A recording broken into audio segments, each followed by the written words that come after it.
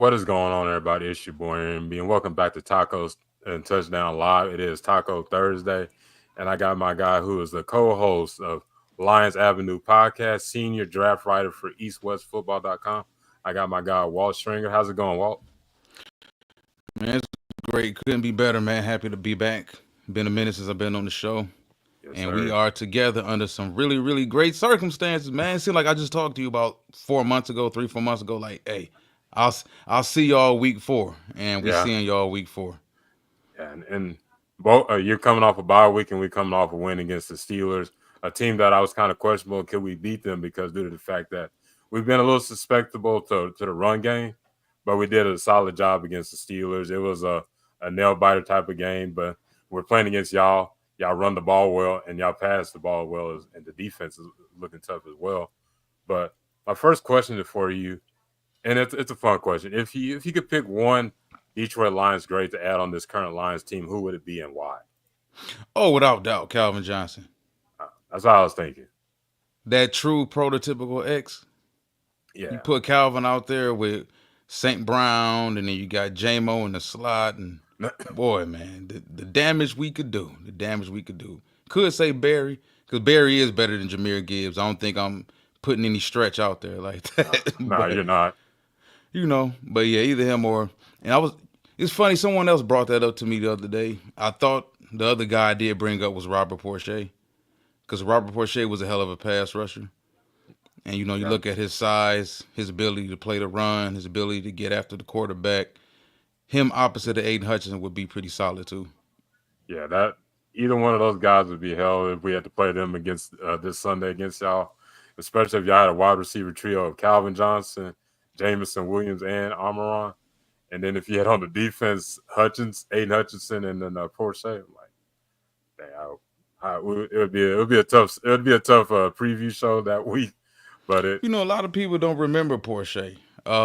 Lions ain't got too much positive history, but we've have his a history of having some pretty good players, and Porsche was one of them back in the day. Herman Moore, yeah, of course, Johnny Morton. We had some guys, but oh yeah, success didn't really reflect that though. yeah. But this is a new era where it's looking real bright for the Detroit Lions and stuff. And this team it looks like they follow. It's kind of like they have the personality of the coach Dan Campbell, that grit and that tough attitude on this team, and they bring that energy, especially in his first year and everything and stuff. He's kind of seemed like a rah type of guy, but he knows his stuff. He was under a guy like Sean Payton, so I definitely think he's a coach for this team for a long time. What do you think about like Dan Campbell as a coach? I think he was a breath of fresh air, and he was directly what the organization and the town needed post Matt Patricia and Bob Quinn. Yeah, Those guys came in and they brought the whole entire Patriot Way thing, and yeah, players are to be seen, not heard. You had a locker room that had solid veteran leadership in it that kind of turned against those guys, and guys like that eventually got ushered out the door, were actually deemed as bad guys, bad teammates, or whatnot. And then, the record speaks for itself. yeah. The coaching It, record Matt Patricia brought on himself here in Detroit speaks for itself. Things had to change. You had failed draft picks mhm. again and again under that regime. Although there are a couple guys on this team, Taylor Decker, mainly in the offensive line, Taylor Decker and Frank Ragnow, who that regime did actually draft. And so we are benefiting from that. But yeah, I think the morale in this town was down. Yeah, We had already went through generations of losing. Our best quarterback ever in history, Matthew Stafford, he finally demanded out. So we got rid of him. We got Jared Goff in return. We didn't know exactly what we were going to get in Jared Goff. I know a lot of people in this town viewed Goff as a transition guy. That very first draft, a lot of people thought that we were going to draft Justin Fields or someone or Zach Wilson and groom for the new regime to have a young quarterback. Didn't happen that way. We actually went out and got Panay Sewell, which turned out to be the wise decision yeah, because he definitely became the was. rock of our offensive line. He's actually the leader of our offense overall. But yeah, I think Campbell brings accountability. He brings fairness. They didn't go out and just start bringing in their own type of guys and play favoritism within this roster. They had to get rid of a lot of guys that were here from past rosters, from Mhm. past regimes, who just weren't getting the job done. And a lot of those guys weren't Dan Campbell, Brad Holmes type of guys. And now you have a situation where this team, they know how to win now. Like, this is a young football team minus a handful of guys for the most part that actually grew together. They went through the losing together early, year one. They went through the bounce back, year two, where the transition really began to take form, where they won 8 of their last 9 games, beating Green Bay the last week of the season, just missing the playoffs. And I think all of that set the grounds for what we saw last year. We saw the complete eclipse. I think that team got to where they actually surpassed the expectations, really. They really did. I don't think anyone expected us to make the NFC Championship game. A lot of people did expect us to potentially win the division, especially with Aaron Rodgers now being gone freshly last year. We did win the division for the first time in a couple decades. And Dan Campbell is no longer a joke. No. When he first started the whole kneecap biting thing and, oh, they're just the Lions, they're losers. This guy's a joke. He's going to be another Wayne Fonts. He's going to be this, he's going to be that. And he steadily improved as a coach, and he steadily improved as a game manager. And this roster steadily improved under him and Brad Holmes, talent wise. And now this team is in position to be a legit Super Bowl contender. So I think Dan Campbell's been wonderful, man. Yeah, He's been wonderful for this team. He's a made man here. he is. People were saying the only way he would leave is if Texas A&M did offer him the job last year. And I think for a lot of coaches, the opportunity to go back and play for your home college team, that's kind of major. But there's nothing quite like being an NFL football coach, Yeah, and a successful one, a head football coach. And that's what he's wrapped up in. Dude's genuine in the community as well as with the media. People love him here. They love him here. The players love him here. Even guys who got cut, waived, or whatever. yeah, No one has had a bad thing to say about this organization under their watch. It's similar to the Baltimore Ravens and what they built there. How even like when Le'Veon Bell left Baltimore, he said he had nothing bad to say about that organization. yeah. They That's what they. treated him with, yeah, remember when Bell was there for a second? Yeah, A real hot second. He said that they treated him with nothing but the utmost class up until the moment of him being let go. And when you have an organization with that type of cachet and that type of reputation, it goes a long way in the league. And that's what these guys have built here. yeah. They just play football, and they're not trying to get in the limelight and everything like that. They just put in, and like you said, both those are good comparison, because those are organizations you never hear anything bad. They're not trying to be in the limelight. They just want to win games and everything. And it's good to have a general manager like Brad Holmes, who came from the Rams, and bringing in a quarterback that he knows about in Jared Goff. And you've seen what Jared Goff's been doing for Detroit. Like, what he hasn't, like, in a couple games, he keeping it, was he 71% completion right now, as one of the leading in completions right now in the NFL. Yeah, absolutely. That perfect game, I think, helped things Yeah, out a lot. yeah, Golf, similar to last season at the beginning, started kind of slow. First 4 weeks of the season wasn't too good, multiple picks in games or whatnot. But he has a tendency to pick things up right around week 6, week 7. yeah, And, he started to get a little bit more comfortable. And, some of that can factor in because of the no preseason. Nobody wants to play their quarterback anymore. Rookie, they don't even want to play rookie quarterbacks. Caleb played like what, a half, like 1.5 games or something, or a one half, or it was yeah. That don't something. make But any they care. sense. Yeah, they kept him out too.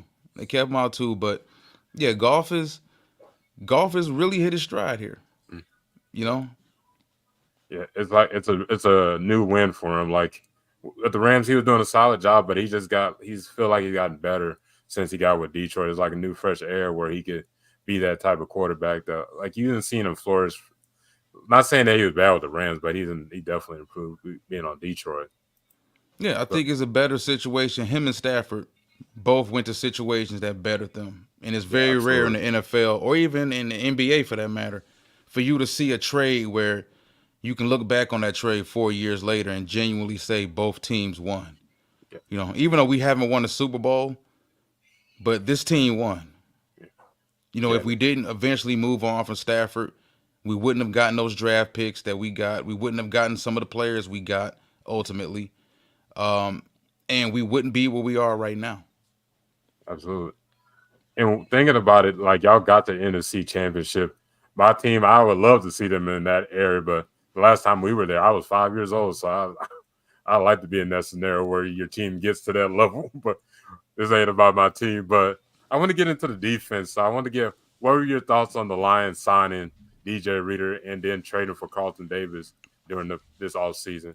How do you, how, what is your thoughts on the impact on this team so far?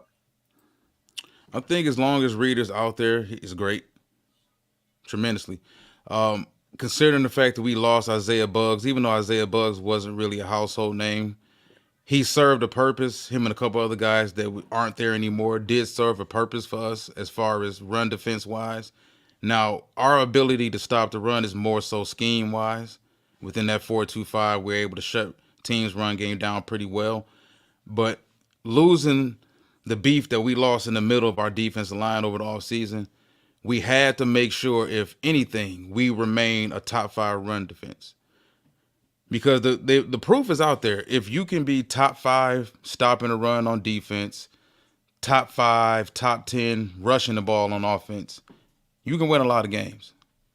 I think that's been proven. The Indianapolis Colts proved that last year. And they had no quarterback, being honest about it, even though Minshew was a good player. But they didn't have that number one guy at quarterback either. But being able to run the ball, man, is very, very, very important. And being able to stop the run is very important. And, we can do that right now defensively. As long as Reader's out there. Last couple years, Aleem McNeil, pretty good player for us as well. He's coming up contract year. He's had some little ticky-tack injuries off and on. But personally, I think, and I talked to someone about this on another podcast I did yesterday, our defense, I believe, from in that front seven goes as DJ Reader goes. You can say that Hutchinson is probably the most important player, maybe, or most talented player. Anzalone's been great for us the last 2 years. Jack Campbell at linebacker, he's starting to really come into his own. But you can honestly make the case that Reader is the most important because without having someone, and Aiden Hutchinson said this in an interview recently, without having that guy in the middle of the defense that could demand a double team consistently, it brings a huge amount of unwarranted pressure on him. Right. And I think that's a huge reason why you're seeing Aiden, even though a lot of it does have to do with Aiden's talent and the fact that he's in year 3 now and he's just grown tremendously. But a lot of his success he's had so far early this season is because of what's going on in the middle of that defensive line. And, any edge rusher will tell you that if you got somebody in the middle of your defensive line that can consistently demand a double team that's 320 or 330 or for the most part that nose tackle size, it helps out. It helps out tremendously, and he's huge for us, figuratively and literally. Yeah. Like DJ Reader is huge for us, man. And considering the fact that we've lost Marcus Davenport to the for the season due to an injury, which is not too surprising considering his history in Minnesota, only 1 year in his history with the New Orleans Saints. Derek Barnes, he's also gone for the season. I know Cowboys fans remember his name from last year's game. Oh, yeah. The infamous, he blew the sack. He blew the sack to say the least. But yeah, so we're down a couple players, and then Carlton Davis. Kind of a love-hate relationship with Carlton Davis here. I wasn't the biggest fan of Carlton Davis in Tampa. I thought actually Sean Murphy Bunting, if you think about the three main guys they had there from their championship year, I thought Jamel Dean was the best out of three of them. And I thought Sean Murphy Bunting was second. Carlton Davis, competitive. He's confident. What I do like is the fact that he may give up a play here and there, but he always makes up for it. Immediately he'll make up for it, whether it's a PBU or it's a stop in the backfield in the run game for a loss, or he did him knocking the ball out on DK Metcalf last week against Seattle after he blew a coverage. So the guys we have now, they're able to fall right into place what their role is here. Yeah. You know, DJ Reader, he's dependent on for a specific role, but he's not expected to be Aaron Donald. He's not expected to be Chris Jones. You know, um, Carlton Davis, same thing with him. He's not expected to be Patrick Surtain or in you guys' case Trayvon Diggs, whatever. He's expected to be a cog in the machine. You know, we got a Meek Robertson out there. We got Terrion Arnold, the first round pick. Ennis Rakestraw hasn't played much this season. He should be back this week, I believe. So we got a bunch of guys. We don't have real huge names, I think, on defense, but we have a bunch of good players who right now are really playing well together. And that's the main thing that really matters. As long as that unit works together, it doesn't matter who you the name on there too. And like you bringing it back, DJ Reader. When it comes to those one techs, they're the unsung heroes on the defense. They may not get all the stats, but they're going to be doing the gap integrity where linebackers ain't try to have to shed offensive lineman and everything. Having that guy that can clog the middle so that your edge can make plays, your linebackers can make plays. He may get a half a sack or there here and there, but he's gonna be that guy that you can run free. And when it comes to Carlton Davis, yeah, he's a bit of he's a gambler and stuff, but he plays physical. And when he makes a bad play, he's gonna come back and try to make a PBU and maybe try to get a pick or something like. He's gonna give wide receivers hell regardless, but he's not the best, but he feels like he's the best. Yeah, he's got that mentality, and that's all I need you to do, man. You know you've had cornerbacks who they may have best talent. I'm the best talent, but mentally, and you know how it is, man. With cornerbacks, it's real easy to get their mental fried. Yeah, especially young. If you're a young cornerback that was #1 overall DB coming out of high school, drafted in the first round coming out of college, then you get to the NFL and you spend your whole entire rookie year getting cooked. Yeah. You know, every corner can't bounce back from that. We had a guy here in Jeff Okudah a few years ago who, on top of the ACL injury, he just never really found his footing with us. And I think that in return kind of slowed his development overall in his career because I really believe Jeff Okudah should have been a much better football player than what he turned out to be. But same thing with coaches, not coaches, but quarterbacks. It all depends on where you go as a cornerback. If I'm a man coverage corner and you guys throw me in a cover 3 zone and I'm just responsible for everything 15 yards and back, maybe that's not who I am. You know, maybe I'm not the best corner when it comes to change of direction when a guy has a 10-yard run at me. I'm better maybe in short area space. You know, so it's hard, man. Like I said, Carlton Davis isn't the best, but he feels like he's the best. And I think that's what helps him immediately make a good play after a bad play. Same thing with Terrion Arnold, leading the league in PIs. Leading the league in PIs. Yes. But you can't tell Terrion he's not the best. Yeah, you got to have that mentality when it comes to corner where like that short term, like, oh, okay, I made a mess up on a play, but the next play, I'm about to get a pick or I'm about to get a PBU. Well, you heard Quinyon Mitchell talk. He was talking his mess to Mike Evans, and Quinyon Mitchell know good and well he ain't on Mike Evans' level. Yeah, not at all. But I'm on the same field with you. I won't get respect from you if I'm out there bowing down to you. Yeah. So I gotta talk my mess. Yeah, you can't be a fanboy to Mike Evans and stuff. Like, you're Mike Evans. Nah, you can do that maybe after the game, but like during the game, I'm the best. You ain't gonna get nothing in this game. Yeah, you see Mike Evans. Oh, he asked him. Yeah, you know who I am, right? Yeah. You know who I am. He just kept it simple. You know who I am. But you seen the next thing when he was talking to Darius Slay, they were like best friends and everything. Yeah, that's a different type. You got to get a rookie a hard time, man. Oh yeah. He knows who Quinyon Mitchell is, but he's not at that level where you think you put him where Darius Slay and these corners that have been in the league for so long. But my last question on defense is: given Hutchinson's standout performance this season, which player on this Lions defense also deserves that recognition so far? Without doubt, Kirby Joseph.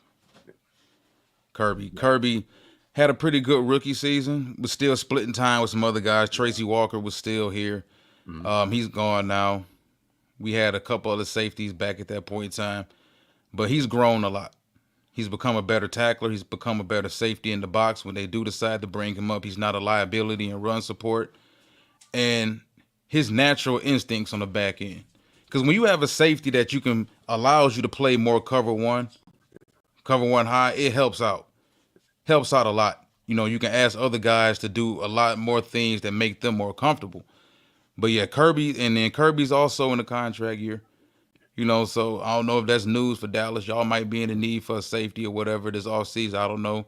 But we intend on bringing them back. But you know how the market is for safeties. We saw some of the best safeties in the league the last 2 years struggle to get paid. That's true. Hey, you didn't see Justin Simmons get signed until was it like almost a season beginner or something like that? It's a And weird immediately market with made safety. plays. As soon as he Yeah, went on the field, made plays. yeah. It's a weird market when it comes to safeties. Like you think the best safeties would get signed like the first 2 weeks of the what's it, the off season, but they're not. Like they're waiting to the last minute. I don't know what's that deal is because you need a really good safety because there's some teams that wish they had a safety like Justin Simmons, but I just don't get that market. I think everybody knows your pass defense is nothing with bad safeties. You're Yeah, almost better off with bad corners and good safeties yeah, than you are with great corners and terrible safeties. yeah, Like you need high quality safety play in the NFL. Like with so many teams going to offensively going to the three, cause well, three wide receivers is the new base. yeah, You yeah. know, That's so true. everybody's running three wide receivers out here, four wide receivers. You got the 22-man personnel. You got teams running with three tight ends, and all three tight ends, none of them are blocking tight ends. All of them are downfield threats. Yeah. Like you have to have better safety play now, and Uh, then I think that's a big reason why a lot of teams are going to the 4-2-5. yeah, it makes sense now. Like you said, nobody doing two wide receivers on each side no more. You're gonna have three. You're gonna have your tight ends. They may be 250 pounds, but hey, they can go deep like one of these X receivers or anything like that. So you got to be prepared for that. Having good safety play is definitely a asset to a defense. But nobody wants to pay for them. Yeah, That's the whole thing. Like if you look at this draft coming up in April, there's two or three safeties right now mm, with first round grades, and that's kind of unheard of in the past. The old way thinking of the NFL. yeah, But and then one of them in Malachi Starks of Georgia, he's right now projected as a top 10 pick as a safety. yeah. You know, so I think teams are starting to realize a lot of the old way of thinking in football. Don't draft a running back in the first round. Don't draft a tight end in the first round. Only draft what quarterbacks, Yeah, tackles. Yeah, was it quarterbacks, tackles, and edge rushers in the top 10. You know, I think teams are looking differently now. We're starting to see corners get drafted in the top 5 the last 3 years. that's true. Because when you think of quarterbacks that are getting drafted in the first round, you may hit one on the money out of like five of them that get drafted. Some are meant to be QB2s, or maybe they should be on the team for like 1 year or something. Be redshirted for a year or two behind like a veteran quarterback and help that benefit. But not all of them are ready to be out there and be with the Wolves their first year. But you miss out on a lot of opportunities like with safeties. And now people are figuring out, hey, I need a Yeah, good quality running back. when you draft that narrow-minded, Yeah, you have a tendency to miss out on a lot of really good players. yeah, yeah. And now teams are starting to realize that, like, oh, we don't really have a running back this year, and teams are that are some of your best teams, majority of all your best teams have a really good running back or a nice running back system in play. If you just have like some guys that are just there just to say you got a running back, your team's not destined to go further when it gets to there. So it's good to see that teams are realizing, hey, you need to have a good quality running back. If you don't have one, you need to look at it. So, but getting into the offense, what were your thoughts on Ben Johnson returning to be on this team, despite getting some consideration to be the head coach for the Commanders or the Seahawks? I thought it was huge for us. If he really wanted to move on to one of those other jobs, he could have. Yeah, You look at the fact that he turned down the Seattle job. I thought the Seattle job out of all of them was probably the most attractive. Now I don't know what the meeting was like with Seattle. If he was handcuffed to Geno Smith moving forward, even though Geno Smith was more so Pete Carroll's guy, and in that past regime, but that was a roster. Like that was a roster that I felt like if anybody wanted a first time head coaching job, you would want that roster in Seattle. But he turned that down. He turned down the Carolina job the last 2 years, and that seemed to be a wise decision on his That's a smart behalf. decision. Yeah, he turned down the Colts job. And, now the Washington job, I think in hindsight, you're looking at he could, possibly would that have worked, and this was before they knew they were getting Jaden Daniels. So would it have worked in Washington? But all reports said that he just didn't have a good feeling about Washington at the time that he interviewed with them. Didn't really have a football feel to it, the organization, and I guess the representation from the organization in Washington. So he turned that away too. But it's great for us. We're a team that was 1/4 away. Actually, not even 1/4 away. We're a team that was probably, we had a bunch of blunders in that second half against Frisco. But if one of those plays turned out to be different, we probably win that game. So you take a team like that, that's that close to the pinnacle, and who knows, we get to the Super Bowl, maybe we beat Kansas City. We don't know. But you want to run it back. Yeah. Because now you're thirsty for it. Yeah, it's unfinished business. Like you were just that close, and like, hey, these head coaching jobs are attractive, but hey, I can finish business when it comes to being the OC for the Lions, and maybe a better opportunity to happen this year or the year after that. You never know when it comes to like people want to have a really good offense. Having a great offensive line like Ben Johnson would be beneficial. Well, I think he's really picky about the quarterback position too, and I would be if I was if I was a coordinator, offensive or defensive, and I'm interviewing for these jobs off season after off season. I want to know, like, look at Robert Saleh. That's perfect. And to me, he got a raw deal with the Jets because this is a dude where if Zach Wilson pans out, we're not having this conversation. Let's just be honest about it. If Zach Wilson works out with that defense, they're talking about Robert Saleh the way we're talking about Dan Campbell probably. Yeah. But his quarterback didn't work out. They went from one end of the pendulum straight to the other. They went from youngest quarterback in the draft, youngest player in the draft in Zach Wilson, to oldest player in the league in Aaron Rodgers. He's not the same Aaron Rodgers.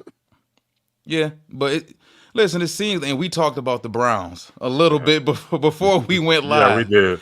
It seems like this type of quarterback goofiness would only happen to those two organizations. But like I said, man, as a head coach, especially a first-time head coach, you're tied to whatever the quarterback situation is. And a lot of times, first-time head coaches as coordinators, what do they get? They get bad team that's picking in the top 5. Typically, if that team is bad and they're picking in the top 5, they probably don't have a quarterback. Unless it's a team where their quarterback got hurt. They have a really good quarterback, but their Chargers. And that's another job he turned down. Yeah. You take the Chargers, for example. Maybe teams didn't know about Justin Herbert health-wise moving forward. Because you would think that, okay, taking the Chargers job, Justin Herbert, that's attractive. But the organization is kind of a bad show, historically. Yeah, it's a hit or miss type of team. Yeah. So I get it. When it comes to that, and when it comes to coordinator, the one that beneficial for having a rookie quarterback was DeMeco Ryans with the Texans because he got C.J. Stroud when he got there. Yeah, you got to hit the lottery. Or like Dan Quinn. Dan Quinn got another head coaching job, went to Washington, and immediately hit on his quarterback. Yeah. Not a lot of teams get that opportunity. Sometimes they get a bad end of the deal, like you get a Zach Wilson or you get a Bryce Young when you get there, and you're like, hey, what am I supposed to do with this? That type of opportunity. But you never really know. Yeah. Because that draft class with Zach Wilson, Trevor Lawrence, Justin Fields, Mac Jones, remember that entire offseason leading up to that draft, it was who should be number 1? Mac Jones is better than Trevor Lawrence. Well, Justin Fields is better than Trevor. Well, Trevor's better than all of them. And Zach Wilson's got the most ability. And right now, Justin Fields looks like the best quarterback in that class. Yeah. And that's not saying much because Justin, at least as a passer, Justin is still growing. Yeah, So you just really never know, man, with these classes. It's truly hit or miss. Truly hit or miss. yeah. We had that talk one time, and then thinking about it, that draft wasn't long ago. Except Trevor Lawrence, every other one is on a new team now. Yeah. Kellen So Mond. Remember Kellen Mond was in that draft too. yeah, I wasn't a big fan of Kellen Mond. He Nah. comes from my area and stuff. I wasn't like a big fan of, especially at A&M. His decision making wasn't all that to me. Yeah, I didn't think he was all that good either. But I think Minnesota was kind of stretching.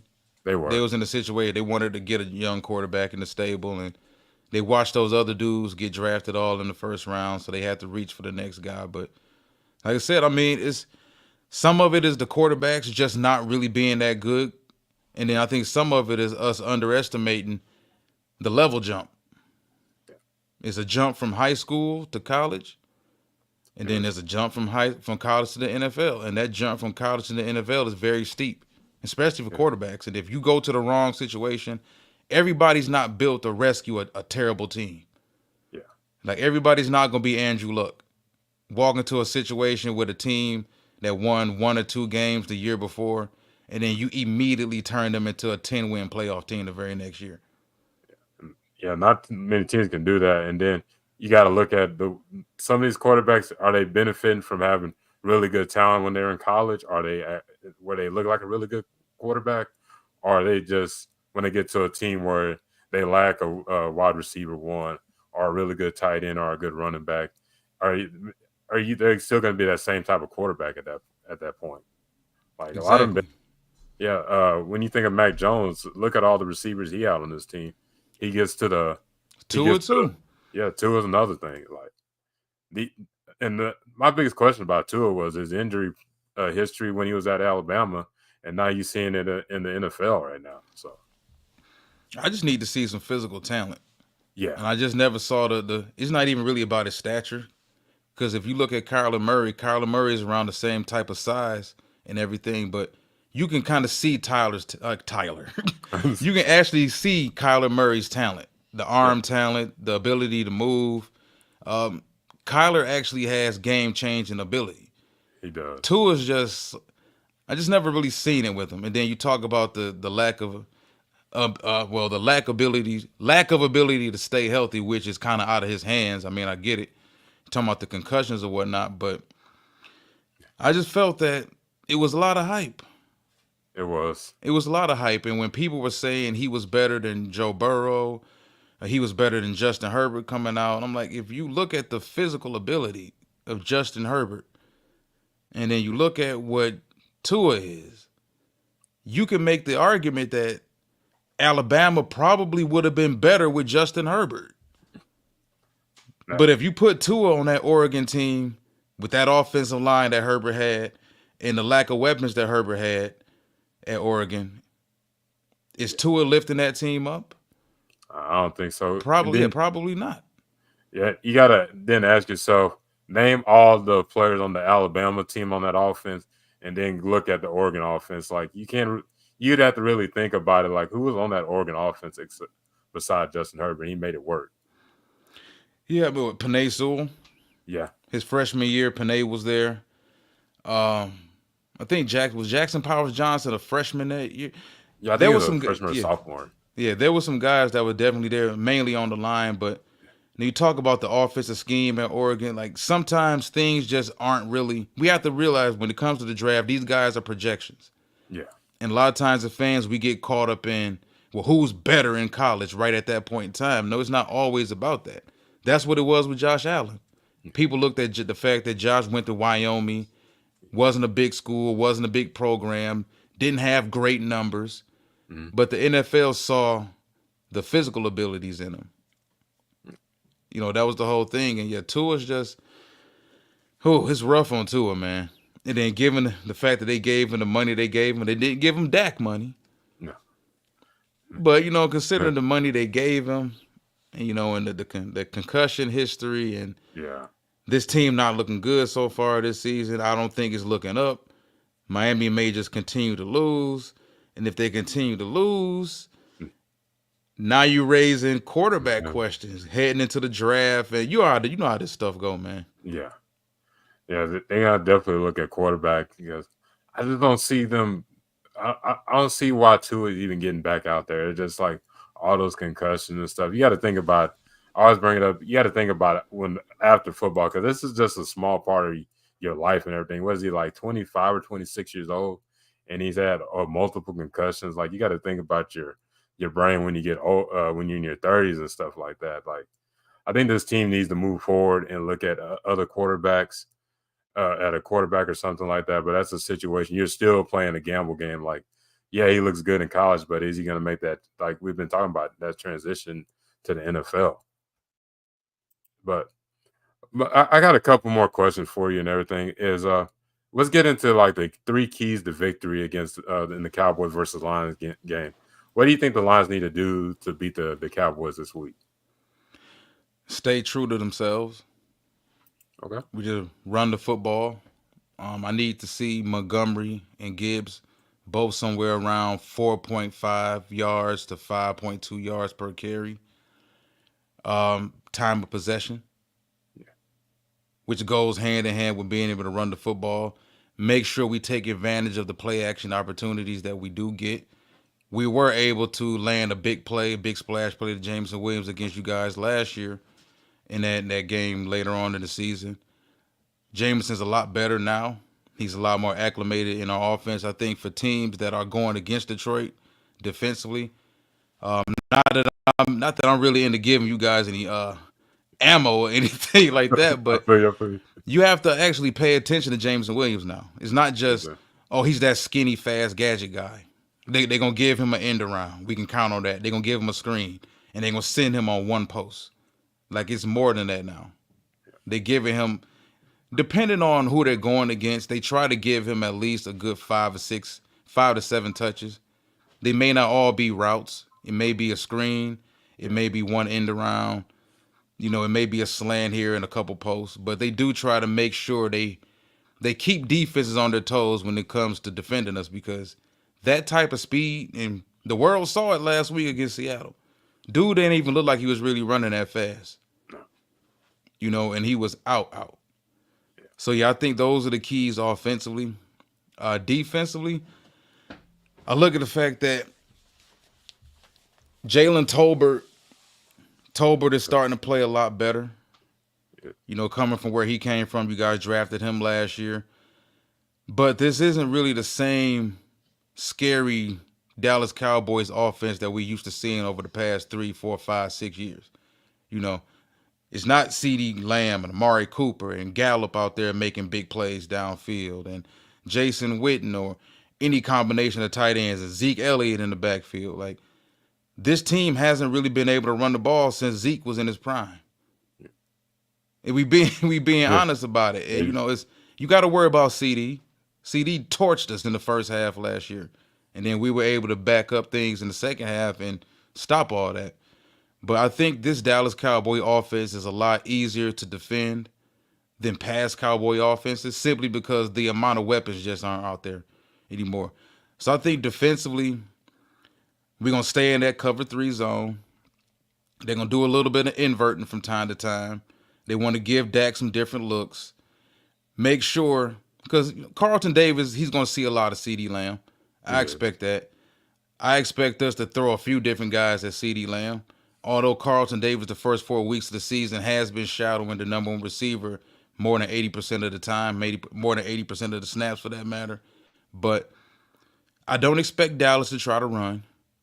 And not because I'm disrespecting Dallas, it's just simply because teams don't against us.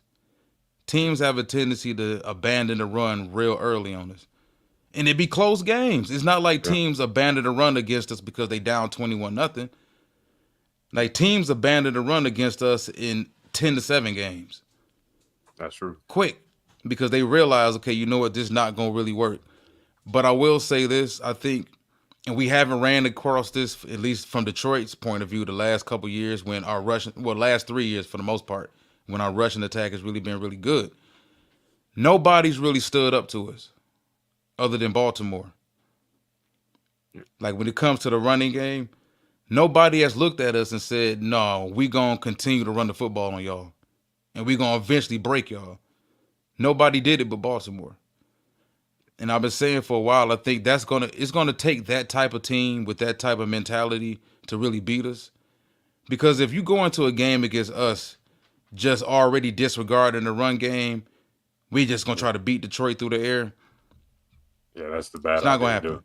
You're too one dimensional against us. Hutchinson is too good. Reader's too good. Those linebackers, they're doing a better job at getting those guys in pass rush opportunities. You have to be able to run the ball against us. And nobody has honestly dedicated themselves to run the ball against us the last 2 years. I don't think Dallas is going to try to do it. I don't know if Dallas offensive line can really do it against our defensive line.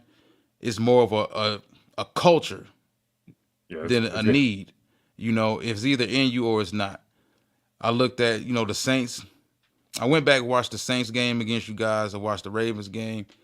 And that's one thing I walked away with. Like, the Saints and the Ravens, they kind of, they dedicated themselves to it a little bit. Now, granted, Henry did have the monster run, which Yeah, kind of inflated because outside of that monster run, y'all kind of, held him in check. But that monster run is sometimes those monster runs is what can do you in. oh, They can be backbreaking for a defense. So I think defensively, make sure we don't let Dallas catch us off guard. Like if Dallas, we walked out of this game and Dallas ran the ball 26 times, I'll be shocked. 26 plus times, I'll be shocked. Discourage Dallas from running the football. Make sure we bracket Lamb as much as possible. Give Lamb a bunch of work underneath. Make sure after he catches the ball, he got to work for everything he gets. Hit Lamb as much as possible. Get him on the ground. And like I said, offensively, just stay true to who we are. Don't get outside of who we are.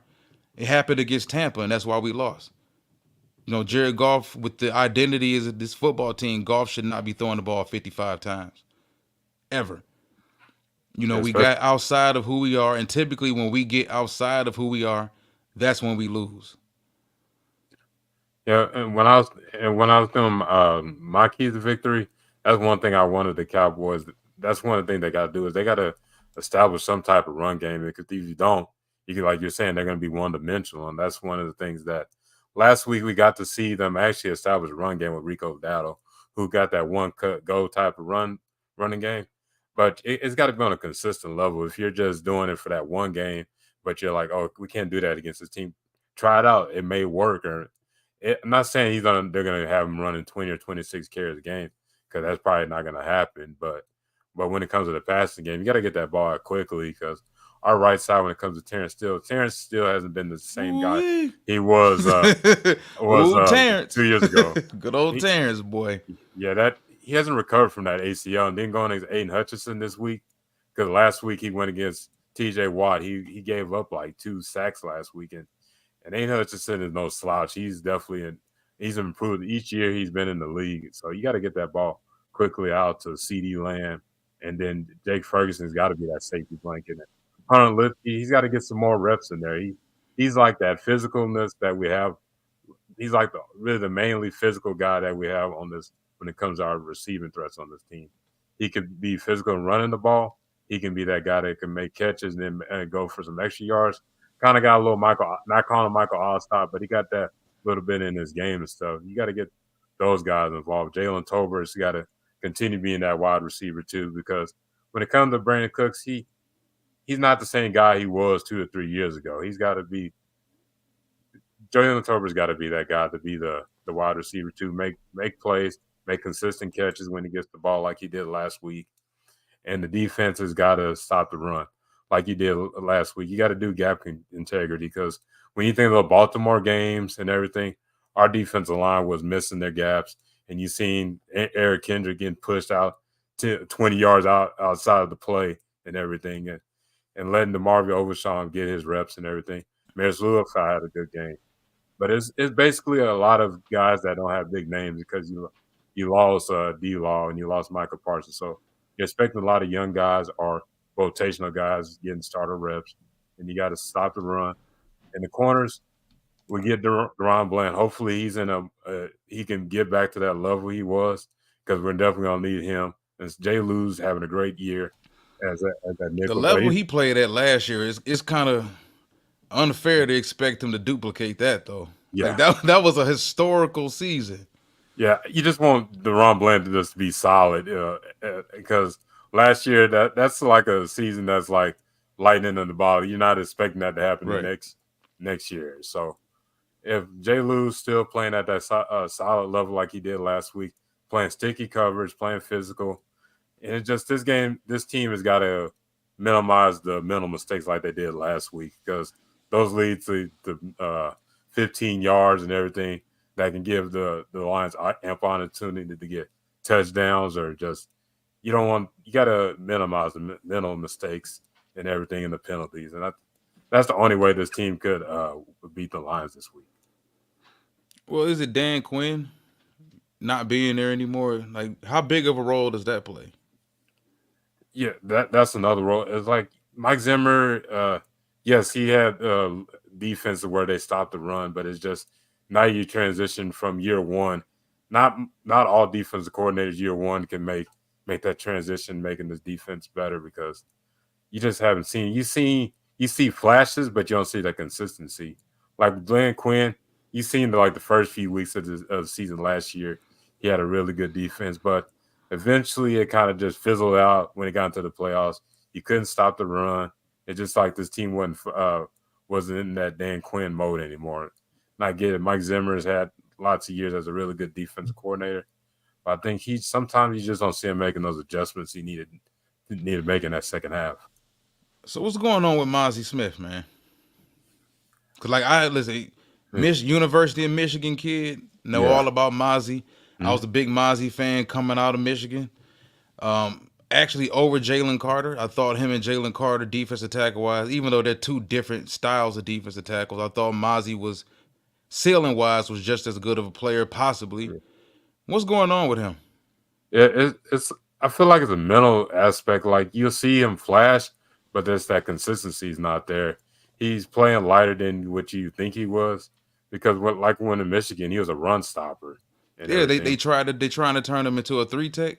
Yeah, they tried to turn him to three tech the year last year, but now this year he's the one. He's the one tech. But you, That's the what that you would think. that's That's what he would that's be what at. you. Like that's not what he is.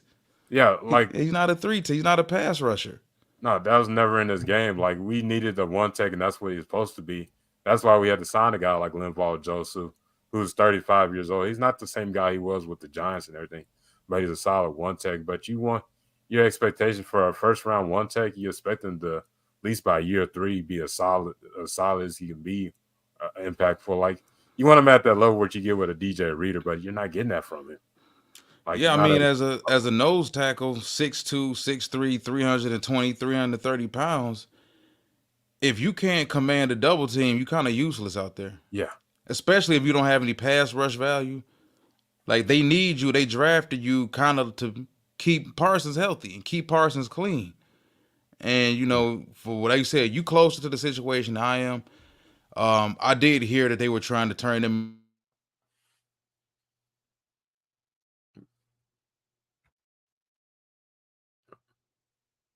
I think I lost you for a second. Oop, let me see.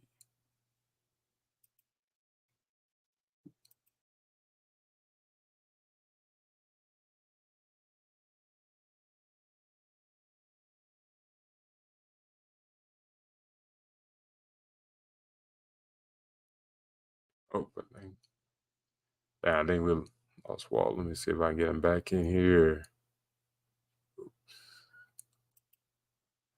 Hold on one second, y'all.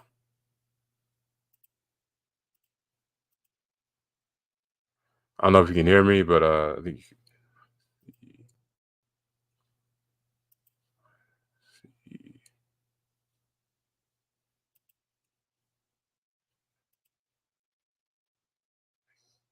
yeah, I think we lost. But all right, y'all. Man, this has been a great episode. I think we lost Walt, but we'll be back next Thursday. Y'all have a good one. Peace.